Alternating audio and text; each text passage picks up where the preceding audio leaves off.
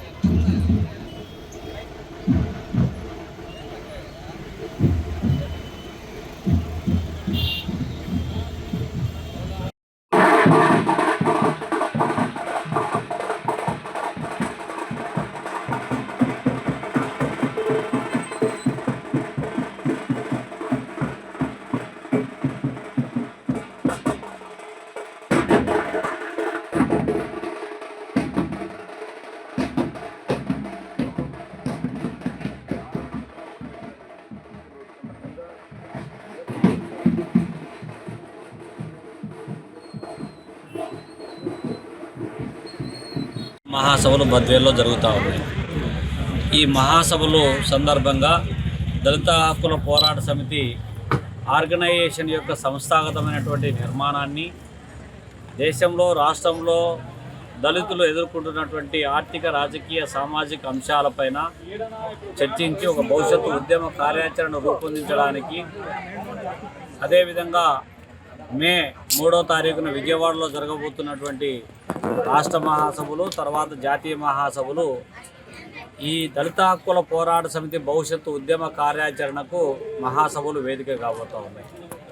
ముఖ్యంగా ఇవాళ దళితులకు సంబంధించినటువంటి ఈ దేశ సంపద సృష్టిలో భాగస్వామ్యం అవుతున్నటువంటి ఎస్సీ, ఎస్టీ, బీసీ, మైనారిటీ వర్గాలు సంపద అయితే పోగు చేసేటటువంటి క్రమంలో ఈ వర్గాలు ఉంటా ఉన్నాయి. కానీ తిరిగి సంపదను పంపిణీ చేసేటువంటి క్రమంలో ఈ వర్గాలను పూర్తిగా పక్కకు నెట్టి వీళ్ళ మీద లెక్కబెట్టగలిగేటటువంటి ఆధిపత్య కులాల కనుసన్నల్లో నడిచేటువంటి కార్పొరేట్ కంపెనీల చేతుల్లోకి సంపద అంతా పోగవుతూ ఉంది. ఉన్నవాడికి లేనివాడికి అంతరం పెరుగుతూ ఉంది. దానికి రాజ్యము ఒక వేదికగా మార్చుకుంటూ ఉన్నారు. ఇవాళ అనేక రూపాలలో చెప్తున్నారు. భారత రాజ్యాంగ నిర్మాత చెప్పినటువంటి డాక్టర్ బిఆర్ అంబేద్కర్ గారు చెప్పినటువంటి అంశాలు, ఈ వెనుకబడినటువంటి వర్గాలకు భారత రాజ్యాంగం రిజర్వేషన్లు ఇవన్నీ ఒక దశ వరకే ఉపయోగపడతాయి, ఆ తర్వాత ఉపయోగం లేదు అనేటువంటి అంశాన్ని చెప్పారని చెప్పి పదే పదే చెబుతూ ఉన్నారు. రిజర్వేషన్లు రద్దు చేయాలంటున్నారు. రాజ్యాంగాన్ని మాటలుగా చూస్తున్నారు, ఎక్కడ మనుషులుగా చూస్తున్నారు. ఇప్పటికీ అనేక చోట్ల దాడులు పెరుగుతూ ఉన్నాయి. ఆర్థికంగా స్థితివంతులు ఉన్నప్పటికీ కూడా వాళ్ళను రాజకీయంగా, సామాజికంగా అనేక రూపాలలో అణచివేయడానికి ప్రయత్నం సాగిస్తున్నటువంటి నేపథ్యాన్ని మనం చూస్తున్నటువంటి వైఖరులు అనేక ఘటనలు చోటు చేసుకుంటూ ఉన్నాయి. మణిపూర్లో ఏం జరిగింది, ఉత్తరప్రదేశ్లో మాంసం తినే చోట కూడా మీ యొక్క పెత్తనము, తినే తిండి, కట్టుకునే బట్ట, అన్ని రూపాలలో కూడా మీ పెత్తనం ఏంటి?